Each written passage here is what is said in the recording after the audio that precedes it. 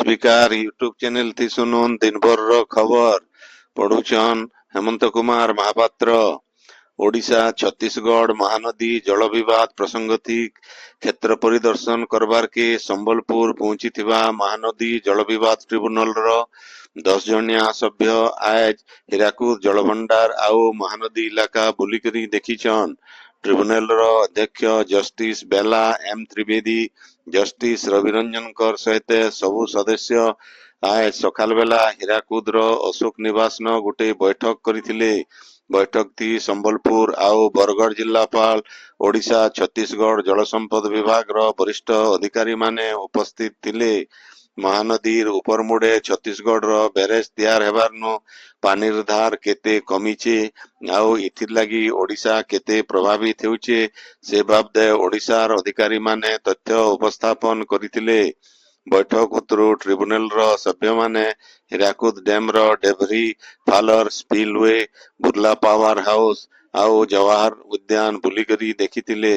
बैठक उत्तरु advocate general पीताम्बर आचार्य राज्यवासी स्वार्थ के नजर थी रखिकरी महानदी जल विवाद रो समाधान कराजिबा बोली कहिछन। धारित समिया आगनु ओडिशा के नक्सल मुक्त कराजिबा बोली पुलिस महानिर्देशक वाईबी खुरानिया कहिछन। श्री खुरानिया कहिछन जे गला 2 बछर भितरे 591 जन नक्सलवादी समाज रो मुख्य स्रोत थी शामिल हेचन। आत्मसमर्पण कले सरकार धारिज पुरस्कार आउ थैतान सुविधा दियाजिबा हेले हिंसा छाड़िकरी आत्मसमर्पण नाई कले सुरक्षा बाहिनीर ऑपरेशन भयंकर परिणाम भोगवार के पड़वा बोली श्री खुरानिया कहिछन। ई शिक्षा बछरे स्नातकोत्तर पाठ्यक्रम थी ना लेखाबार लगी होतुवार एकक पीजी प्रवेशिका परीक्षा सीपीईटी लगी आजटानु फॉर्म पूरण प्रक्रिया मूल हेबा आग्रही छात्र छात्री माने साम्स पोर्टल जरिए आयबा मासर 15 तारीख तक फॉर्म पूरण करि पारबे। एप्रिल 27 नु मे मासर 10 तारीख तक भिन्न भिन्न स्नातकोत्तर विषय लगी सीपीईटी प्रवेशिका परीक्षा हेबा। रेजल्ट आधार थी छात्र छात्री माने स्नातकोत्तर पाठ्यक्रम बाछी पारबे।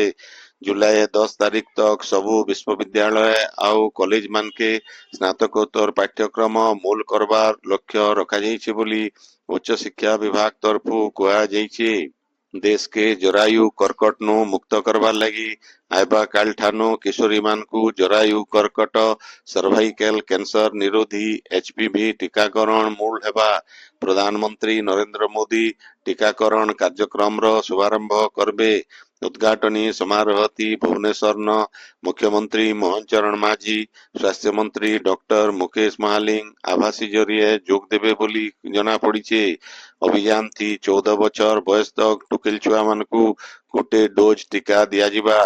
एथिर लगी गोटे स्वतंत्र मार्गदर्शिका तैयार करा जाइछे। ओडिशा न पहला खेपे 3 मास भितरे राज्यर 2.5 लाख किशोरी को ई टीका दियाजिबा। सेथिर लगी अब तक 1,90,000 टीका राज्य के आसीचे। आशा कर्मी माने खाली स्वास्थ्य कर्मी नुहन सेमाने सेवा आउ विश्वास रो प्रतीक आन बोली केंद्र मंत्री धर्मेंद्र प्रधान कहिछन। संबलपुर न आज आशा आउ गां कल्याण समिति सम्मेलन थी जोग देकरी श्री प्रधान कहिछन जे जिल्लार 3 लाख नु अतका परिवार लगी आशा दीदी माने जैन हिसाबे दिन रात गुटे करी काम करुछन सेटा प्रशंसनीय आए। गां इलाका न स्वास्थ्य सेवार शक्ति हेउचे गां कल्याण समिति। विकसित ओडिशा आउ विकसित भारत गढ़वार के हेले स्वास्थ्य शिक्षा परिमल आउ पानीय जल क्षेत्र थी परिवर्तन आनबार सहित रोजगार के अतका गुरुत्व दियाजिबार जरूरी आए बोली श्री प्रधान कहिछन। कार्यक्रम थी पानीय जल आउ पंचायत राज मंत्री रविनारायण नायक भी जोग देथिले। मुख्यमंत्री मोहन चरण मांझी आज नवा दिल्ली न बीजेपी राष्ट्रीय अध्यक्ष नितिन नवीन को भेटिछन। ये उदय मुख्यमंत्री श्री मांझी नवीन कर संगे बहुत गुरुत्वपूर्ण प्रसंगति आलोचना करिछन।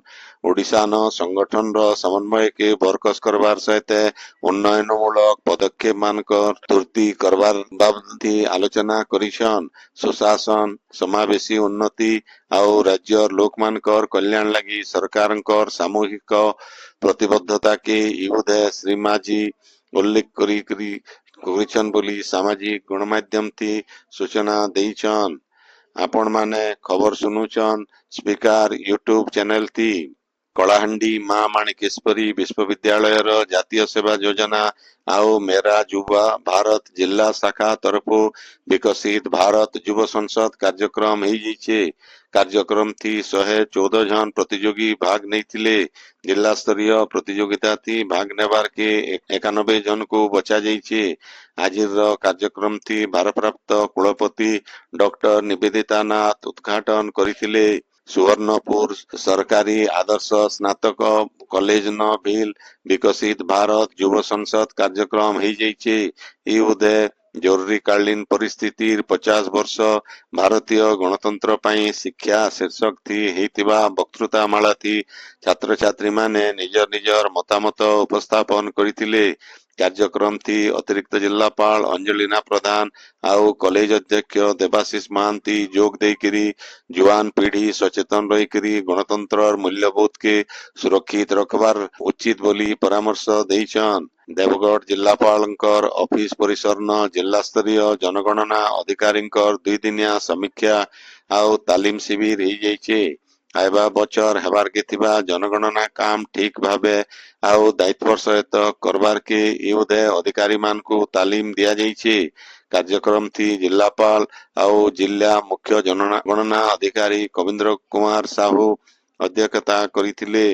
ବୌଦ୍ଧ ଟାଉନ ହଲ ପରିସରନ ଜିଲ୍ଲା ସ୍ତରୀୟ ଆଶା ଗାଁ କଲ୍ୟାଣ ସମିତି ଆଉ ମହିଳା ଆରୋଗ୍ୟ ସମିତି ସମ୍ମିଳନୀ ହେଇଯାଇଛି। କାର୍ଯ୍ୟକ୍ରମ ଥି ଅତିରିକ୍ତ ଜିଲ୍ଲାପାଳ ଅନିରୁଦ୍ଧ ପ୍ରଧାନ ମୁଖ୍ୟ ଅତିଥି ଭାବେ ଯୋଗ ଦେଇଥିଲେ। ଜିଲ୍ଲା ମୁଖ୍ୟ ଚିକିତ୍ସା ଅଧିକାରୀ ଡାକ୍ତର ମହେନ୍ଦ୍ର କୁମାର ସାହୁଙ୍କର ଅଧ୍ୟକ୍ଷତା ହେଇଥିବା ସମ୍ମିଳନୀ ଥି ଆଶା ଗାଁ କଲ୍ୟାଣ ସମିତି ଆଉ ମହିଳା ଆରୋଗ୍ୟ ସମିତି ସହିତ 3ଟା ଜନ ଆରୋଗ୍ୟ ଉପକେନ୍ଦ୍ର କେ ସମ୍ମାନିତ କରାଯାଇଥିଲା। ରେଳବାଇ ଆଉ ଆକ୍ସେସ ଟୁ ଜଷ୍ଟିସ ସଂଗଠନ ତରଫୁ ବୌଦ୍ଧ ରେଳ ଷ୍ଟେସନ ଶିଶୁ ଚାଲାଣ ନିରୋଧୀ ସଚେତନତା କାର୍ଯ୍ୟକ୍ରମ ହେଇଯାଇଛି। ଶିଶୁ ଚାଲାଣ ଆୟତ କରବାର ଲାଗି କେନ୍ ପଦକ୍ଷେପ ନିଆଯାଇ ପାରବା ସେ ବାବଦେ ଟ୍ରେନ ଯାତ୍ରୀ ମାନଙ୍କୁ ସଚେତନ କରାଯାଇଥିଲା। ଶିଶୁ ଚାଲାଣ ଖବର ପାଇଲେ କି ଟ୍ରେନ ଯାତ୍ରା ବେଲେ ଏନ୍ତା କିଛି ସନ୍ଦିଗ୍ଧ ଜିନିଷ ଦେଖଲେ ସାଙ୍ଗେ ସାଙ୍ଗ ଶିଶୁ ସହାୟତା ନମ୍ବର କେ ସୂଚନା ଦେବାର ଲାଗି ପରାମର୍ଶ ଦିଆଯାଇଥିଲା। ସୁବର୍ଣ୍ଣପୁର ଜିଲ୍ଲା ସଂସ୍କୃତି ଭବନ ପରିସରନ ଜିଲ୍ଲା ପ୍ରଶାସନ ଆଉ ଜିଲ୍ଲା ସାମାଜିକ ସୁରକ୍ଷା ଆଉ ଭିନ୍ନକ୍ଷମ ସଶକ୍ତିକରଣ ବିଭାଗ ତରଫୁ ବରିଷ୍ଠ ନାଗରିକ ମାନଙ୍କର ଲାଗି ଗୋଟିଏ ଯୋଗ ଶିବିର ହେଇଯାଇଛି। ଶିବିର ଥି 100 ଅଧିକା ବରିଷ୍ଠ ନାଗରିକ ଯୋଗ ଦେଇଥିଲେ। ଯୋଗ ଗୁରୁ ମନୋଜ କୁମାର ପଣ୍ଡା ଆଉ ଦୀତିକୃଷ୍ଣ ପଣ୍ଡା ଯୋଗ ଶିକ୍ଷା ଦେଇଥିଲେ।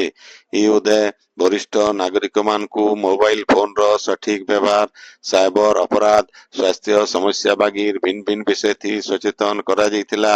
କାର୍ଯ୍ୟକ୍ରମ ଥି ଜିଲ୍ଲାପାଳ ଡକ୍ଟର ରୂପରାଜ ସାହୁ ମୁଖ୍ୟ ଅତିଥି ଭାବେ ଯୋଗ ଦେଇଥିଲେ। ସାଇବର କବଚ ଅଭିଯାନ ଥି ବ୍ରଜରାଜ ନଗର ପୁଲିସ ଗୋଟେ ସଂଗଠିତ ସାଇବର ଅପରାଧ ନେଟୱାର୍କ କେ ଧରିଛି। ମ୍ୟୁଲ ଆକାଉଣ୍ଟ ଜରିଏ ସାରା ଦେଶେ ଆର୍ଥିକ ହେରଫେର କରାଯାଉଥିଲା। National cyber crime reporting portal ତଥ୍ୟ ଆଧାର ଥି ପୁଲିସ ପାଖାପାଖି 56,16,410 ଟଙ୍କା ଠକେଇ ହେଇଥିବାର ପ୍ରାରମ୍ଭିକ ତଦନ୍ତନୁ ଜାଣବାର କେ ପାଇଛେ। ଇ ମାମଲା ଥି ପୁଲିସ 9 ଜଣ ପ୍ରାଥମିକ ଆକାଉଣ୍ଟଧାରୀ ଆଉ 3 ଜଣ ମୁଖ୍ୟ ଏଜେଣ୍ଟ କେ ଚିହ୍ନଟ କରିଛେ। ସେମାନଙ୍କରନୁ ଭିନ୍ନ ଭିନ୍ନ ବ୍ୟାଙ୍କର 9ଟା ଆକାଉଣ୍ଟ ସାଙ୍ଗେ ଏଟିଏମ କାର୍ଡ ଆଉ ସିମ୍ କାର୍ଡ ବି ଜବତ କରାଯାଇଛେ।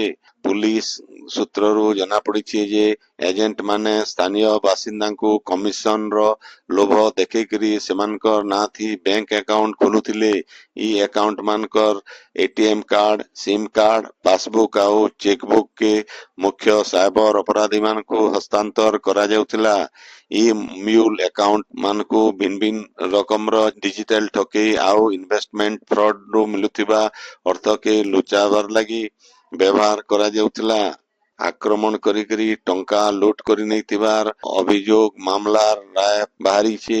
ଝାରସୁଗୁଡ଼ା ଜିଲ୍ଲା ଲଖନପୁରର ଜେଏମଏଫସି ବ୍ରିଜେଶ ମିଶ୍ର ଅଭିଯୁକ୍ତ ସୁଶାନ୍ତ ବୁଢା ଆଉ ଶ୍ରୀକାନ୍ତ ବୁଢାଙ୍କୁ 3 ବର୍ଷ କାରାଦଣ୍ଡାଦେଶ ଦେବାର ସହିତ ସେମାନଙ୍କୁ 10,000 ଟଙ୍କା ଜରିମାନା କରିଛନ୍। ଜରିମାନା ନାଇଁ ଦେଇ ପାରଲେ ଅଧିକା 3 ମାସ ଜେଲ ଦଣ୍ଡ ଭୋଗବାର କେ ତାଙ୍କର ରାୟ ଥି କହିଛନ୍। ଝାରସୁଗୁଡ଼ା ସରକାରୀ ଡାକ୍ତରଖାନାଥି ଜଣେ ମହିଳାଙ୍କର ଅସ୍ତ୍ରୋପଚାର ଜରିଏ ତାଙ୍କର ଗର୍ଭରୁ ନବଜାତ ଶିଶୁକେ ବାହାର କରାଯାଉଥିବାର ବେଲେ ଡାକ୍ତରଙ୍କର ବ୍ଲେଡ ବାଜିକରି ଛୁଆର ଜୀବନ ଯାଇଥିବାର ଅଭିଯୋଗ ହେଇଛି। ଶାନ୍ତିନଗରରେ ରହୁଥିବା ବିଜୟ ଯାଦବ ତାଙ୍କର ବୋହୂଙ୍କୁ ଝାରସୁଗୁଡ଼ାର ସରକାରୀ ହସ୍ପିଟାଲଥି ଭର୍ତ୍ତି କରିଥିଲେ। ତାର ଉତ୍ତରୁ ଡାକ୍ତର ତାଙ୍କର ଅସ୍ତ୍ରୋପଚାର କରାଯାଉଥିବାର ବେଲେ ଛୁଆର ମୁଣ୍ଡେ ବ୍ଲେଡ ଲାଗି ଯାଇଥିଲା। ଛୁଆକେ ବାହାର କରବାର ବେଲେ ଏ ଘଟଣା ଘଟିଥିଲା ବୋଲି ତାର ଜେଜେପା ବିଜୟ ଯାଦବ ଅଭିଯୋଗ କରିଥିଲେ। ଜୀବନ ଯାଇଥିବା ଛୁଆଟା ଗୋଟେ ପିଲା ଆଏ ବୋଲି ଜଣା ପଡିଛି। ଝାରସୁଗୁଡ଼ା ଜିଲ୍ଲା ସଦର ବ୍ଲକ ହିରମା ଗ୍ରାମ ପଞ୍ଚାୟତର କୁକୁରଜଙ୍ଘା ଗାଁରେ ଥିବା ଶିବଶକ୍ତି ଏଣ୍ଟରପ୍ରାଇଜେସ୍ ନାମକ କୋଇଲା ବ୍ୟବହାର କରୁଥିବା ସ୍ଲାଗ କ୍ରସର ବିରୋଧୀ କାରଣ ଦର୍ଶାଅ ନୋଟିସ ପ୍ରଦୂଷଣ ନିୟନ୍ତ୍ରଣ ବୋର୍ଡ ଜାରି କରିଛି।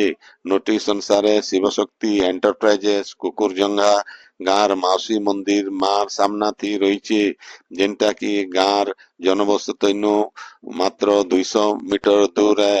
ପ୍ରଦୂଷଣ ବିଭାଗ ଅଧିକାରୀ କ୍ଷେତ୍ର ପରିଦର୍ଶନ ବେଲେ କାରଖାନାଥି ବାୟୁ ଆଉ ଜଳ ପ୍ରଦୂଷଣ ରୋକବାର ଲାଗି କମ୍ପାନୀ ତରଫୁ କେନ୍ସି ପଦକ୍ଷେପ ନିଆଯାଇଥିବାର ଧରିଥିଲେ। ରାଜ୍ୟ ଖାଦ୍ୟ କମିଶନର ଅଧ୍ୟକ୍ଷ ଅବନୀକାନ୍ତ ସାହୁ ଆଜ ଝାରସୁଗୁଡ଼ା ଜିଲ୍ଲା ଗସ୍ତ କରିକିରି ଭିନ୍ନ ଭିନ୍ନ ଜନହିତକର ଯୋଜନାର ଅଗ୍ରଗତି ବାବଦେ ସମୀକ୍ଷା କରିଛନ୍। ଇ ଉଦେ ସେ ଜିଲ୍ଲାପାଳଙ୍କର ସହିତ ବିଭାଗୀୟ ଅଧିକାରୀମାନଙ୍କର ସାଙ୍ଗେ ଗୋଟେ ବୈଠକ ଯୋଗ ଦେଇକିରି ଖାଦ୍ୟ ସୁରକ୍ଷା ଆଉ ଶିଶୁ ବିକାଶ କାର୍ଯ୍ୟକ୍ରମ କେ ଅଧିକା ସ୍ୱଚ୍ଛ କରବାର ଲାଗି ପ୍ରସ୍ତାବ ଆଉ ପରାମର୍ଶ ଦେଇଛନ୍। ଖାଦ୍ୟ ସୁରକ୍ଷା ବ୍ୟବସ୍ଥା ସ୍ୱଚ୍ଛତା ଆଣବାର ଲାଗି ଫି ରାସନ କାର୍ଡ ଧାରୀଙ୍କର ଘର ସାମ୍ନାଥି ବ୍ରାଣ୍ଡିଂ ବା ଚିହ୍ନଟ ପ୍ରକ୍ରିୟା କରବାର କେ ସେ ପରାମର୍ଶ ଦେଇଛନ୍।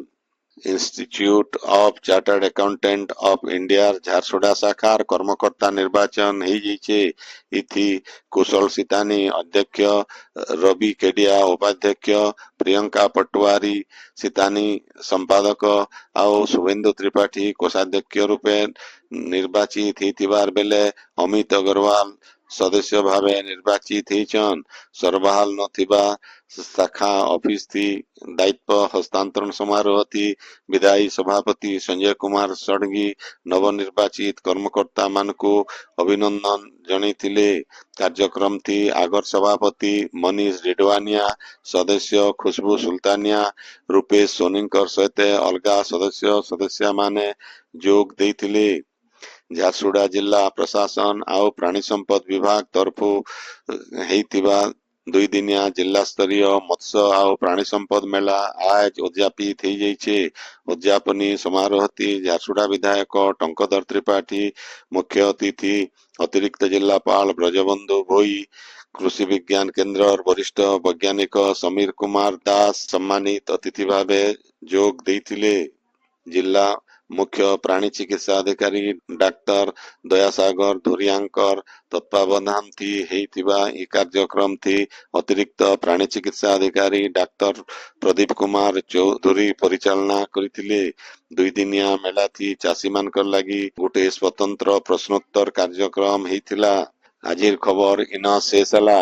ଆପଣଙ୍କର ଇଲାକା ଥିଉଥିବା ସଭା ସମିତି ସାଂସ୍କୃତିକ କାର୍ଯ୍ୟକ୍ରମ ବାବଦେ ଖବର ପ୍ରସାରଣ ଲାଗି ଆମର ହ୍ୱାଟ୍ସଆପ ନମ୍ବର 9437348018 କେ ଲେଖିକରି ପଠେଇ ପାରବେ। ସମ୍ବଲପୁରୀ ଭାଷା କେ ବରକସ करवार लगी हमर यूट्यूब चैनल के लाइक शेयर और सब्सक्राइब करवार के अनुरोध। आइबा काल खबर फिर सुनी पारबे राति 9 बजे। जोहार।